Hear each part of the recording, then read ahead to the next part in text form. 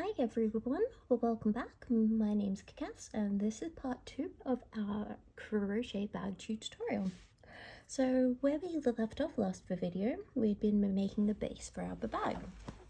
So this is my base here. And as you can see, it's extremely bright because I'm dual stranding some rainbow yarn. So these two here at the moment. So we started off by doing a chain to the length that you would like. I did the chain actually as wide as the crochet insert of my handle, and I just said, you know, keep going until you get the width that you like. So my width is actually just a, I'll flip this over. The width of mine is just an absolute smidge wider than my handle. So I ended up doing 7 rows of single crochet. So now you should have your own base complete as well. If you haven't, jump back one video and you'll see how we make the base of our bag. So now what we're going to do is the bottom section of the sides. It's really important to do this in single crochet, as it makes sure that there are no gaps in your bag so that things don't fall through. So if we jump straight into designing our body of the bag, what we would end up with is lots of gaps. So for things like keys, lipsticks, nail files, sort of your important little bits and pieces would actually slip through. But by doing this solid chunk of single crochet, it basically means that it's nice and secure, very solid, and nothing is going to get lost. Okay, so this is where we're at for the base of our bag. So what we're going to do now for the second phase, you should have finished it off the last row of single crochet and done a slip stitch, and then done an additional 2 single crochets, just so that we've got a starting off point for our next row. Now, what we're going to do is actually flip our work over, so we're essentially working on what will be the outside side of our bag. Okay, so that'll be the inside, this will be the outside. Now the reason that we're doing this is just that it makes it a little bit easier to do our patterns, especially if we're going to be doing a textured stitch, such as the waffle. But that's a little bit ahead of where we are now. So now that we've flipped over our work, what we're going to be doing is in every single stitch, we will just be doing 1 single crochet. So that first chain 2, that counts as a single crochet. Now you will notice that your work is going to start to cup. That's because we're not adding any more increases. So literally you're going to end up with something sort of resembling a little basket. Okay, so you just keep on going around in the round for as many rows as you do want, but I really recommend you aim for at least 2 centimeters high, maybe an inch. That's just again for security, so that none of your bits and pieces get lost. It's probably not going to sit entirely straight, especially if you're using a very firm yarn like this sock yarn that I'm using.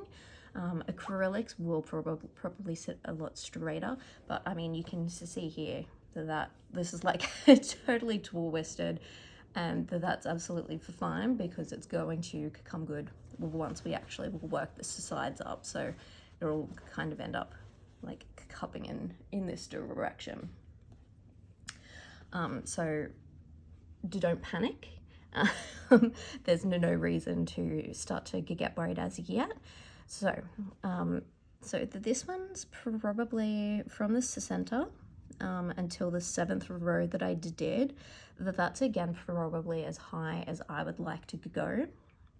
So I'll be looking at doing about 7 rows up, and then it's going to start to look a little bit like a cup.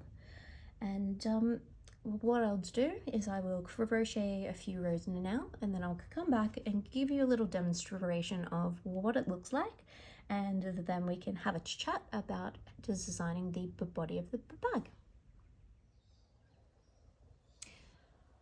Okay, so now I've worked on the base of the bag.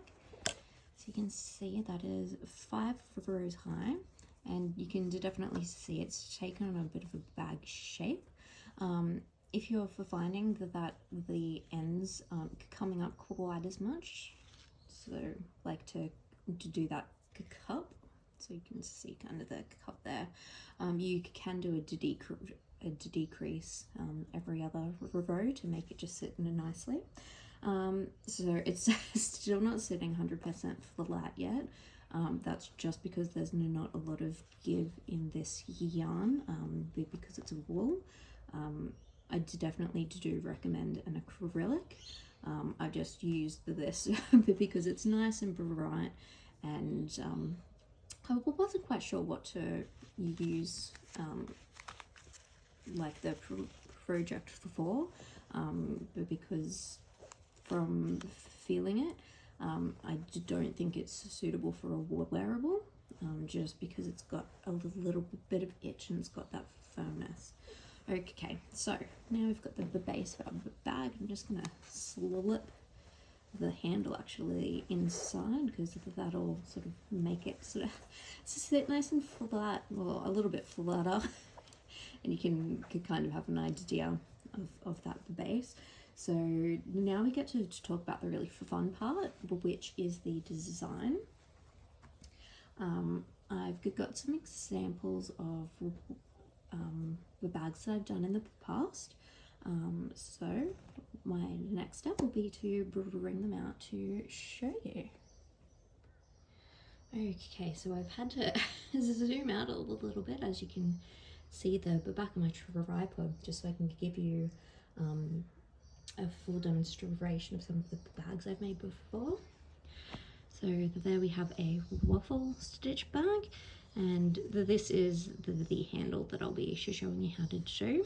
So that's nice and pretty with colours changing yarn. Here's another design of the waffle stitch bag, and so I've actually got a shorter waffle just here going into the bigger chunkier waffle with a different little handle there, and another waffle. Can you tell that I really love waffle stitch handbags? So this is another long strap, and as you can see, many different kinds of closures. I personally love just like popping a cute button and then making a tassel as a closure. As well as that, you've got a beautiful puff stitch. Now this one's actually a bit bigger, so if I know that I've got a little bit of shopping to do, I'll grab this one, just because it does have a very long shoulder strap, but it fits so much stuff, you'd be absolutely shocked. And there we go, there's a hybrid one. So we've got 2 rows of puff stitch, and then a couple of rows, I think it's like 4 rows, 3, 4, a few rows of the single crochet. So this one's actually quite firm on the inside, so there's not a lot of space. So that's our puff stitch, but you can see what I mean about making the bottoms of the bag a little bit bigger, just so that nothing slips out. And then here's another option, which is a shell stitch, which I really love. this looks really beautiful if you've got variegated yarn that changes color like very quickly. So you can kind of see like in these color change sections just how pretty that is. And actually attached non-crocheted handles to this one. Again, very pretty, but there's another example of the kinds of stitches that you can use and some examples of the bags that I've made before. Right, so now you've had the opportunity to see a few of the different bags that I've made, and it's time for you to make a decision on what kind of bag you would like to make. So if I personally always lean towards a waffle just because it's very pretty, but if you're interested in seeing something like this hybrid pattern of your puff stitches and then single crochet, or if you're just interested in a regular waffle stitch, what I'm going to do is put some poll options in our comments section. So basically you can tell me what you would like to see in the next part. So I think the waffle will look really pretty,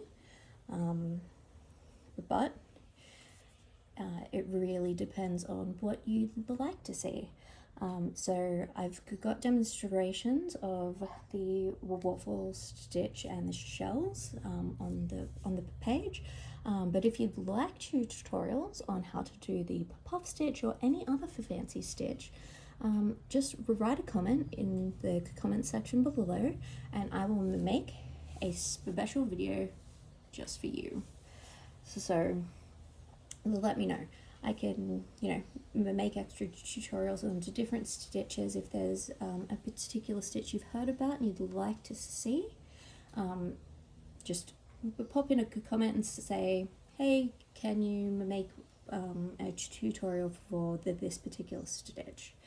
Other than that, I think that brings us to the end of part 2 of our tutorial. So have a think about what you'd like your bag to be like.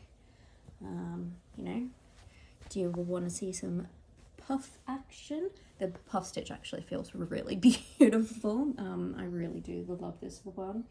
Do you want a waffle? Do you want a hybrid stitch pattern? Let me know, and whichever option has the most, I guess the most likes or the most people who are interested, that is what we'll do. So, looking forward to seeing what you guys have to say and creating a really nice bag that you can all follow along with. Anyway, that's it for me. So I will see you guys in about a week or so. Give you time to have a think and make some comments. All right. Have a wonderful Sunday, everyone. Bye bye.